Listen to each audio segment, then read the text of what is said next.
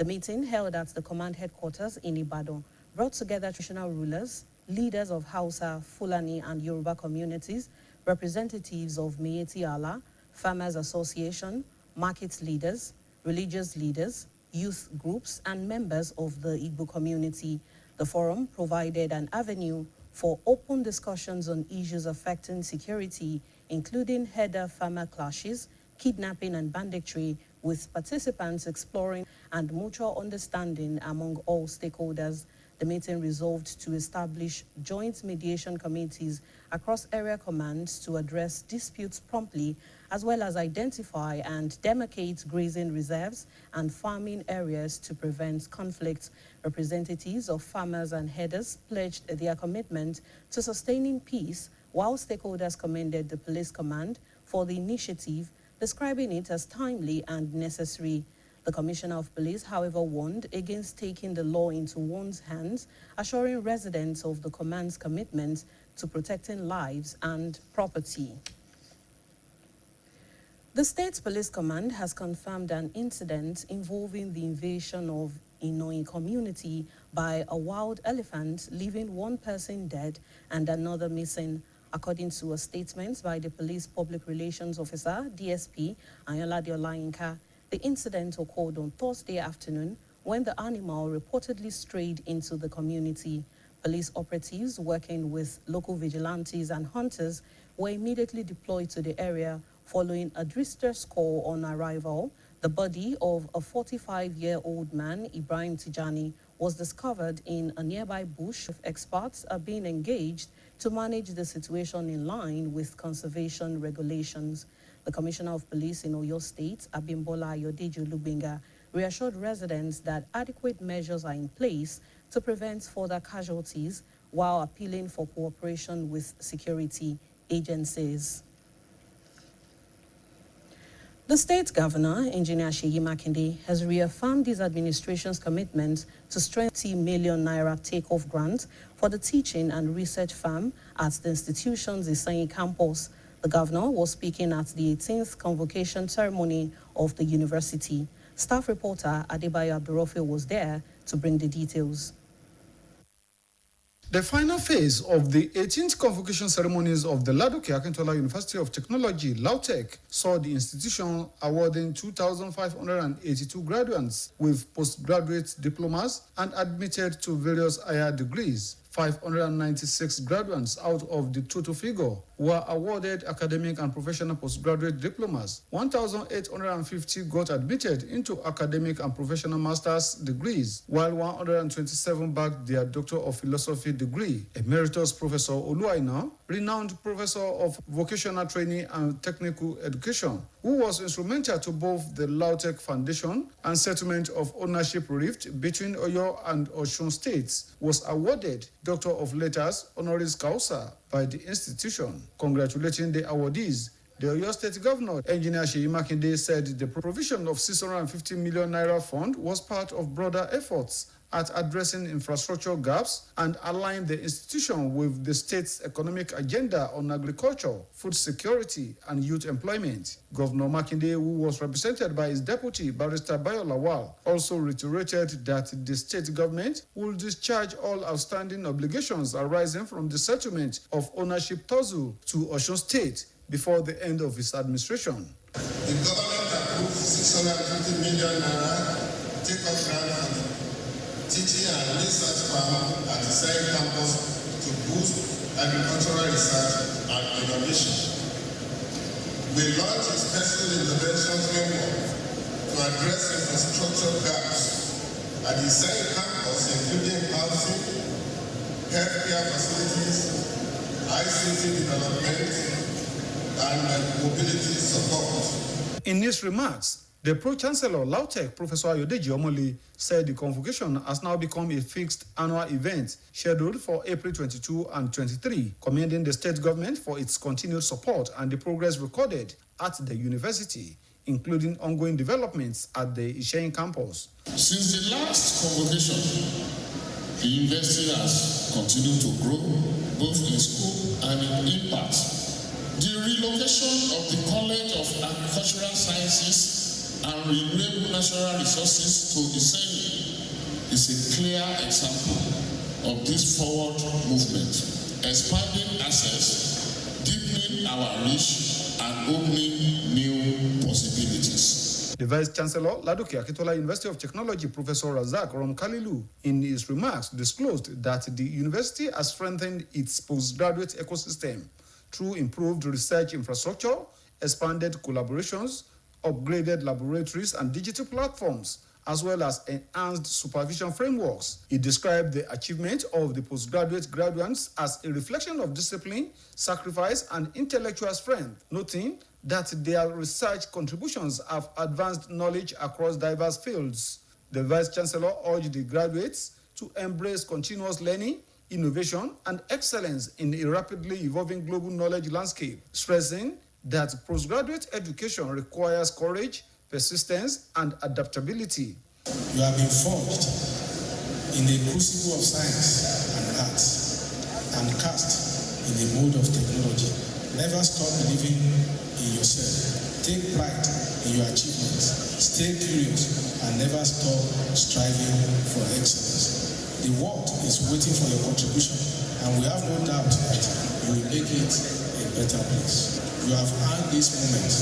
Now go forth and secure your place in tomorrow's narrative. The future is yours to shape. May your future be filled with purpose, joy, and success. The convocation ceremony attracted a wide array of dignitaries, including a former Chief of Defense Staff, Alani Akinrinade, retired, former Minister of Health, Professor Isaac Adewale, Commissioner for Energy, Professor Kehinde, Science and Technology, Segun Olaiwola, and Commissioner for Establishment and Training, Professor Saliu Adelabu. Others included former CEO, Teachers Registration Council of Nigeria, Professor Segun Ajiboye, Professor Abbas Adedibu, alongside traditional rulers, including the Onkpetu of Ijeru, Asheyin of Isenyi land, and representatives of the Shohun of Ogbomoso and the Olubadan of Ibadan land. Adebayo Abdurrafi, BCOS News. The former Minister of Power, Chief Adebayo Adelabu, has acknowledged President Bola Tinubu for the opportunity to serve in his administration and make meaningful contributions to national development. He stated this during a reception of thousands of supporters who welcomed him back to Ibadan, Oyo State's capital, as he officially joined the governorship contest under the banner of the All Progressives Congress. Our reporter, Adiola Oladele, who was at the Ibadan airport and later at his Jericho office, reports.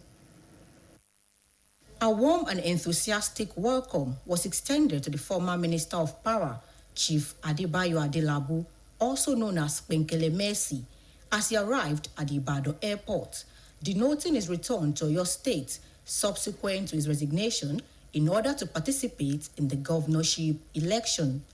Dedicated party members, loyal supporters, and enthusiasts gathered in significant numbers, showcasing banners and reciting slogans to demonstrate unity in celebrating his participation in the race.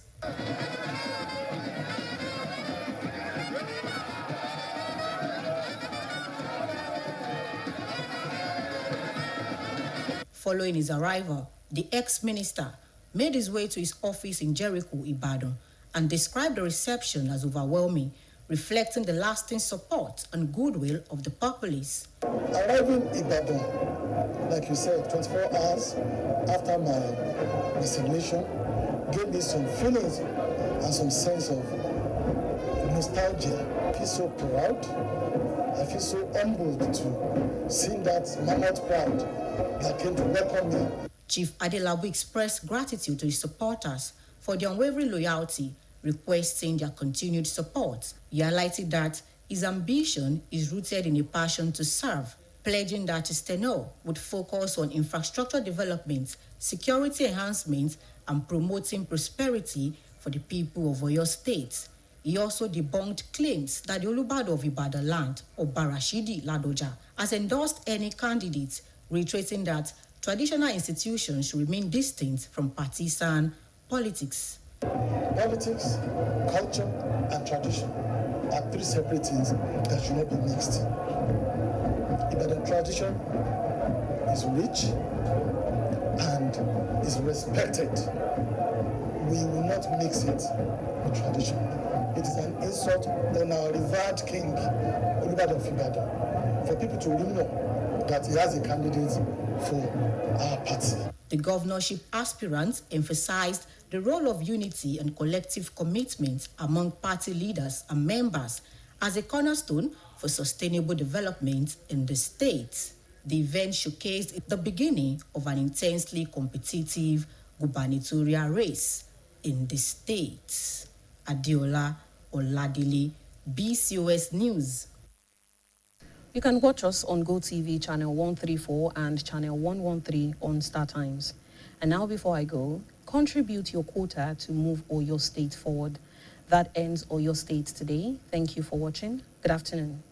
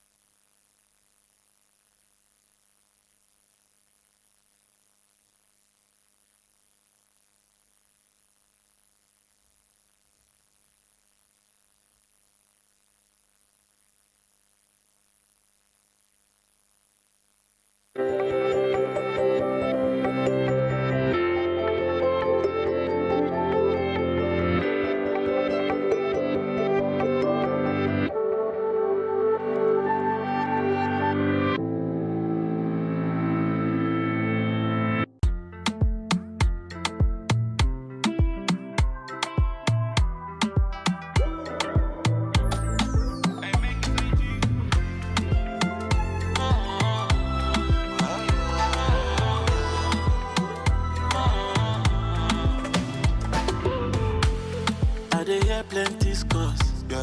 Say they no believe us, yeah. When I got they bless us, them out the sharp like scissors. Say they try their best to they pressure me, but I live my life as a nobody. I live my life cause peace of mind is underrated, though. That's why I'm patient, though. Cause I know my time is now. May nobody want me, yo. Peace of mind is underrated. That's why I'm patient, though. Cause I know my time is now. May nobody want be your actor.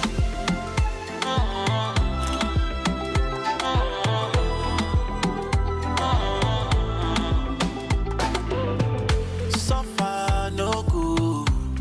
Every day I'm up to something. So far, so good. I'm up and grateful. I remember I was wanting when guys were flaunting. I see something. That's why I dey go get caught. My story not glory. Big money, she for me. Victoria, undo me. That's why I dey go. Anytime I show, no apology. I'm okay, cause I know that peace of mind is underrated. No, that's why I'm. Ẹ kú pàdé òní òwẹ̀yẹ. Gẹ́gẹ́ bí a ti ṣe gbà pé ká ṣe ilé ìgbọ̀nsẹ̀ ìgbàlódé, mo dá lábàá pé kí ilé kọ̀ọ̀kan kan dá 300 naira. Èmi ò fara mọ́. Kí ló dé tẹ̀yin ò fara mọ́? Mi ò fọkàn mọ́. Mi ò fojú mọ́. Kí ló dé? Igbó tí ó wà ní àyíká wa yìí, kí ni wọ́n wà fún? Ẹ bá ń bi wọ́n.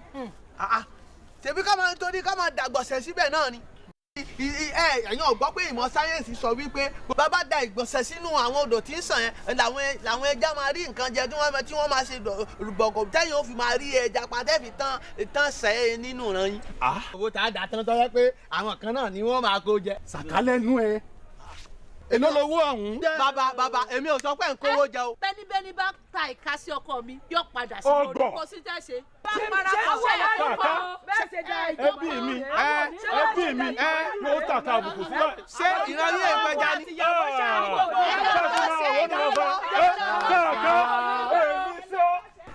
Ẹjọ́ máa bá sọ̀rọ̀.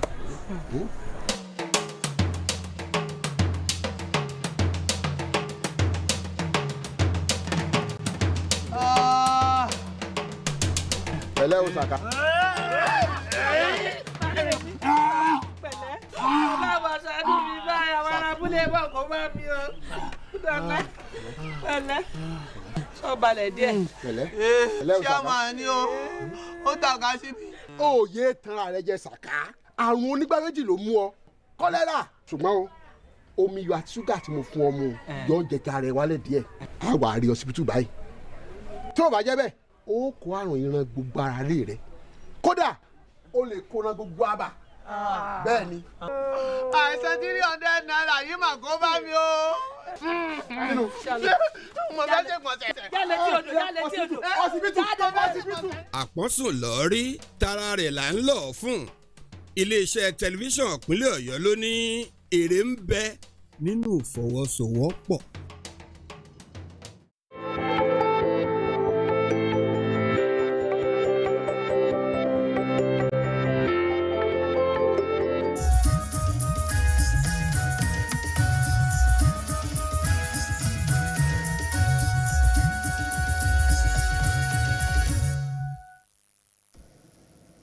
ẹ káàsán àkú iṣẹ́ látàárọ̀ ìròyìn ìpínlẹ̀ Ọ̀yọ́ ni mo mú wá fún yín Bùnmi Elégbèdé lórúkọ tèmi.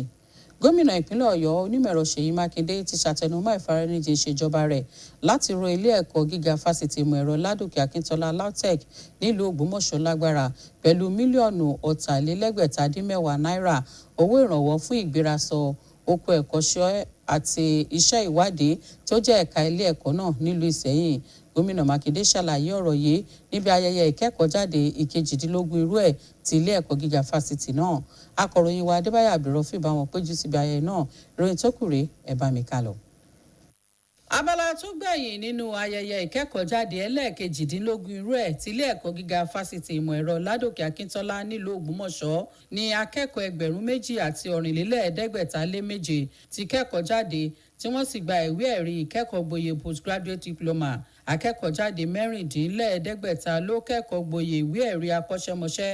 Ọ̀jọ̀gbọ́n Olú Àìná gbajúgbajà ọ̀jọ̀gbọ́n ni nínú ìmọ̀ ẹ̀kọ́ṣẹ́ ọwọ́ ló jẹ́ ọ̀kan lára àwọn tó ṣe atọ́nà ìpìlẹ̀ ilé ẹ̀kọ́ fásitì LAUTECH tó sì wà lára àwọn tó yanjú aáwọ̀ èmi lónìí ìwọ́kọ́ tó wáyé láàrin ìjọba ìpínlẹ̀ Ọ̀yọ́ àti Ọ̀ṣun ní ilé ẹ̀kọ́ náà fi àmì ẹ̀yẹ ọ̀mọ̀wé dá lọ́lá.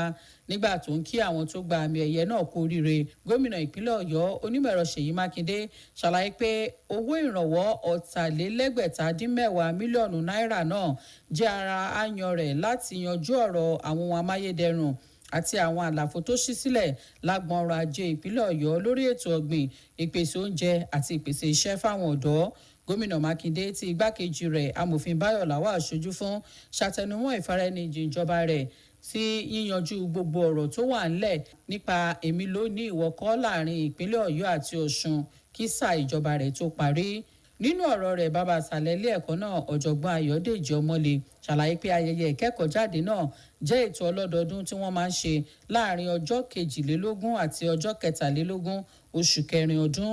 Ó sì gbóríyìn fún ìjọba fún àtìlẹyìn àtìgbàdégbà àti àṣeyọrí tí ilé ẹ̀kọ́ náà ti ṣe pàápàá jùlọ lágbọn iṣẹ́ ìdàgbàsókè ẹ̀ka ilé ẹ̀kọ́ náà tó wà nílùú Ìṣẹ̀yìn.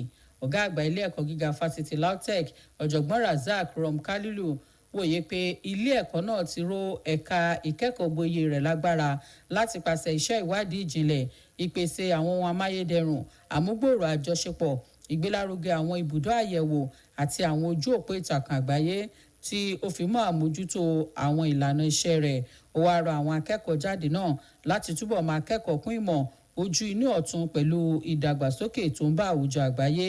Àwọn èèkàn àwùjọ nílẹ̀ yìí ìtàtìrí olórí iléeṣẹ́ aláàbò tẹ́lẹ̀ Alani Akínrìnàdé, mínísítà tẹ́lẹ̀ fétò ìlera ọ̀jọ̀gbọ́n Isaac Adéwọlé, kọmíṣánná àfọ̀rọ̀wọ̀n àmúṣagbára ọ̀jọ̀gbọ́n Kẹ́hìndé Ṣàngódóyin, kọmíṣánná fétò ìròyìn àti ìlanilọ́yẹ̀ ọmọọba Dọ̀tun Oyèládé, kọmíṣánná fétò ẹ̀kọ́ sáyẹ́ǹsì àti ìmọ̀ ẹ̀rọ ọ̀gbẹ́ni Ṣẹ́gun Ọláyíwọlá, pẹ̀lú kọmíṣánná àfọ́rọ̀ òṣìṣẹ́ àti ìdánilẹ́kọ̀ọ́ àwọn òṣìṣẹ́ ọ̀jọ̀gbọ́n Saliu Adelabu. Àwọn yòókù ní ọ̀gá àgbà tẹ́lẹ̀ fún àjọ tó ń ṣètò ìforúkọsílẹ̀ àwọn olùkọ́ nílẹ̀ wa ọ̀jọ̀gbọ́n Ṣẹ́gun Ajíbóyè, ọ̀jọ̀gbọ́n Abbas Adédìbú pẹ̀lú àwọn ọba aláyé nínú ìtàtìrí Òǹpẹ̀tù ti Ìjẹ̀rù, Àsẹ́yìn tìlú Ìsẹ́yìn pẹ̀lú aṣojú Ṣọ̀m tìlú Ògbómọ̀ṣọ́ àti aṣojú Olúbàdàn tilẹ̀ Ìbàdàn ni wọ́n péjú síbi ètò náà. Bùnmi Elégbèdé ló ń ròyìn fún iléeṣẹ́ BCOS. Mínísítà àná fọ́rọ̀ iná ọba nílẹ̀ yìí olóyè Adébáyọ̀ Adélabú táwọn èèyàn mọ̀ sí Pẹ̀ǹkẹ̀lẹ̀ Mẹ́sì ti dúpẹ́ púpọ̀ lọ́wọ́ ààrẹ Bọ́lá Tinubu fún àǹfààní tó fún un láti ṣiṣẹ́ lábẹ́ ìṣèjọba rẹ̀ àti láti kó ipa tirẹ̀ náà nínú ìdàgbàsókè orílẹ̀-èdè yìí. Olóyè Adélabú sọ̀rọ̀ yìí lásìkò tí òbítíbitì àwọn alátìlẹyìn rẹ̀ kí i káàbọ̀ sílùú Ìbàdàn ti ṣe olú ìlú ìpínlẹ̀ Ọ̀yọ́ bí ó ṣe ń darapọ̀ mọ́ àwọn tí yóò díje fún ipò gómìnà ìpínlẹ̀ Ọ̀yọ́ lábẹ́ ẹgbẹ́ òṣèlú All Progressives Congress APC. Akọ̀ròyìn wa Adéọlá Ọládélé bá wọn péjú sí pápákọ̀ òfurufú ìlú Ìbàdàn tó sì tún bá wọn dé ọ́fíìsì rẹ̀ tó wà ní Jẹ́ríkò nílùú Ìbàdàn mú ìròyìn bọ̀. Ìròyìn tó kù rè lẹ́nu Adéníkẹ́ Adésóyè. Tí ìlú ti fọ́n ni wọ́n fi pàdé olóyè Adébáyọ̀ Adélabú táwọn èèyàn mọ̀ sí Pẹ̀ǹkẹ̀lẹ̀ Mẹ́sì, ẹni tó jẹ́ mínísítà tẹ́lẹ̀ fọ́rọ̀ iná ọba, ní bó ṣe gúnlẹ̀ sí pápákọ̀ òfurufú ìlú Ìbàdàn tí ń ṣiṣẹ́ àfihàn ìpadàbọ̀ rẹ̀ sí ìpínlẹ̀ Ọ̀yọ́ lẹ́yìn tí ó kọ̀wé fipò rẹ̀ sílẹ̀ gbígbàbò nínú ètò ìdìbò gómìnà. Àwọn ọmọ ẹgbẹ́ tó farajìn, àwọn alátìlẹ́yìn tó jẹ́ olóòótọ́ àtàwọn olólùfẹ́ ló kóra jọpọ̀ lógúnlógún lọ́gbọ̀nlọ́gbọ̀n pẹ̀lú oríṣiríṣi pátákó lọ́wọ́ àti orin lẹ́nu láti ṣe àfihàn ìṣọ̀kan àti àtìlẹ́yìn wọn fún èròǹgbà rẹ̀ láti díje.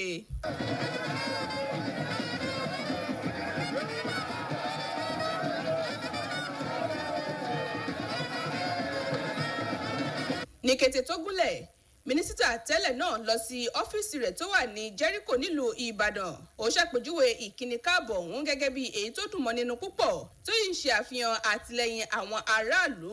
Ó mọrírì ààrẹ Bọ́lá Tinubu fún àǹfààní tó fún un láti ṣiṣẹ́ lábẹ́ ìṣèjọba rẹ̀ àti láti kópa tó jọjú nínú ìdàgbàsókè àpapọ̀.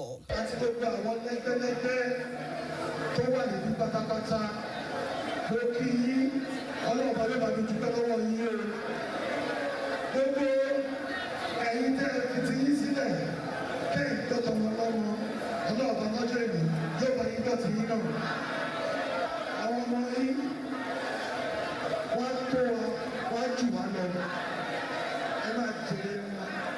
Olóyè Adélabú fẹ̀mí ìmoore hàn sí àwọn alátìlẹ́yìn rẹ̀ fún bí wọ́n ṣe jẹ́ olóòótọ́ sí tó sì pè fún àtìlẹ́yìn wọn síwájú sí i. Ó ṣàlàyé pé àfojúsùn rẹ̀ wáyé látàrí ìfẹ́ tó ní sí ṣíṣiṣẹ́ sin aráàlú tó sì jẹ́jẹ́ pé ìṣèjọba rẹ̀ yóò gbájúmọ́ ìdàgbàsókè ohun amáyédẹrùn àti ríró ètò ààbò lágbára.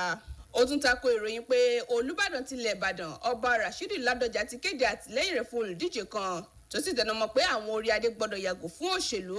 Olùdíje sípò gómìnà ọ̀hún sọ nípa pàtàkì ìṣọ̀kan àti ìfarajìn àpapọ̀ láàrin àwọn adarí ẹgbẹ́ òṣèlú àtàwọn ọmọ ẹgbẹ́ gẹ́gẹ́ bí ọ̀pákùtẹ̀lẹ̀ fún ìdàgbàsókè aláìlẹ́gbẹ́ nípínlẹ̀ yìí. Ètò ọ̀hún fi hàn pé ìfigagbága tó ń bọ̀ yóò rinlẹ̀ nípínlẹ̀ Ọ̀yọ́. Adéníkẹ́ Adésóyè ló ròyìn fún iléeṣẹ́ BCOS. Wáyé iléeṣẹ́ ọlọ́pàá ti ṣèpàdé ẹlẹ́kajẹ̀ka tọ́rọ̀ ààbò gbèrú pẹ̀lú àfojúsùn láti mú ìgbélárugẹ bá ìbágbépọ̀ àlàáfíà láàrin àwọn darandaran, àwọn àgbẹ̀ àtàwọn ẹlẹ́gbẹ́jẹgbẹ́ mìíràn ní ìpínlẹ̀ Ọ̀yọ́.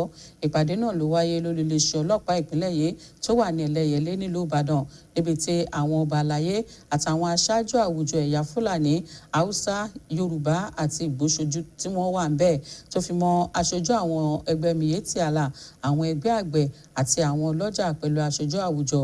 Ìpàdé ọ̀hún tún ṣe àǹfààní ìjíròrò sílẹ̀ lórí ọ̀rọ̀ tó ní í ṣe pẹ̀lú ètò ààbò lásìgbò láàrin àwọn àgbẹ̀ àti àwọn darandaran, ìṣẹ̀lẹ̀ ìjínigbé àti ọ̀rọ̀ àwọn agbébọn, níbi tí àwọn tó kópa níbẹ̀ ti jíròrò lórí àwọn ọ̀nà àbáyọ sáwọn ìpèníjà yìí. Nígbà tó ń bá àwọn èèyàn náà sọ̀rọ̀, kọmíṣánná ọlọ́pàá ìpínlẹ̀ Ọ̀yọ́ ọ̀gbẹ́ni Abímbọ́lá Ayọ̀dèjì Olúgbéngà ṣàlàyé pé ètò ààbò tó gbópọn nílò ìfọwọ́sowọ́pọ̀ tó lórí tẹlẹmù. Bákan náà ló wòye pé àwọn àgbẹ̀ àtàwọn darandaran ṣe kókó nínú ìpèsè oúnjẹ lọ́pọ̀ yanturu àti ìdàgbàsókè ọrọ̀ ajé. Ó sì rọ̀ wọ́n láti jùmọ̀ ṣiṣẹ́ pọ̀ fún àlàáfíà. Ìpàdé ọ̀hún tún fẹnu kò láti gbé ìgbìmọ̀ olùpẹ̀tùsáwọ̀ kalẹ̀ yìí láti ṣe àwárí ẹni tó di àwátì náà àti láti dúpẹ́ ààbò tó péye wà fáwọn olùgbé agbègbè náà àti àwọn agbègbè míì tó múlé gbé. Iléeṣẹ́ ọlọ́pàá ti wá rọ àwọn aráàlú láti fi ọkàn balẹ̀ o kí wọ́n sì yẹra fún ibi tí wọ́n ti kẹ́fìn ẹranko náà kí wọ́n sì máa ké sí ikọ̀ aláàbò ní kété tí wọ́n bá kẹ́fìn ẹranko kọ̀ọ̀kan. Bákan náà wọ́n jẹ́ kó di mímọ̀ pé wọ́n ti kàn sí àwọn akọ́ṣẹ́mọṣẹ́ nípa àwọn ẹranko onúgbó láti bá wọn dá sí ọ̀rọ̀ náà. Kọmíṣánná ọlọ́pàá ìpínlẹ̀ Ọ̀yọ́ Abímbọ́lá Ayọ̀dèjì Olúgbénga ti wá fọwọ́ ìdánilójú sọ̀yà fáwọn aráàlú pé ààbò tó péye wà ń kalẹ̀ o láti dènà òfò ẹ̀mí sí ní agbègbè náà bí ó ṣe ń pàrọwà sáwọn aráàlú láti fọwọ́sowọ́pọ̀ pẹ̀lú àwọn àjọ aláàbò nínú àyàn wọn. Láti túbọ̀ jẹ̀gbádùn àwọn ìròyìn tó ń jáde nílé iṣẹ́ wa àtàwọn ìròyìn mìíràn ẹ darapọ̀ mọ́ wa lórí ẹ̀rọ GoTV ní ìkànnì 454 àti lórí ẹ̀rọ StarTimes ní ìkànnì 43 kí n tó máa lọ. Ìwọ náà kó ipa tirẹ̀ o láti mú ìpínlẹ̀ Ọ̀yọ́ gòkè àgbà yóò jù wá ṣe o. Ìròyìn ìpínlẹ̀ Ọ̀yọ́ fún tọ̀sán òní kò ní jù báyìí lọ. Aago 8:00 ní alẹ́ òun náà ni a mú ìròyìn lẹ́kùnrẹ́rẹ́ wá fún yín títí dìgbà náà ẹ kú kalẹ̀.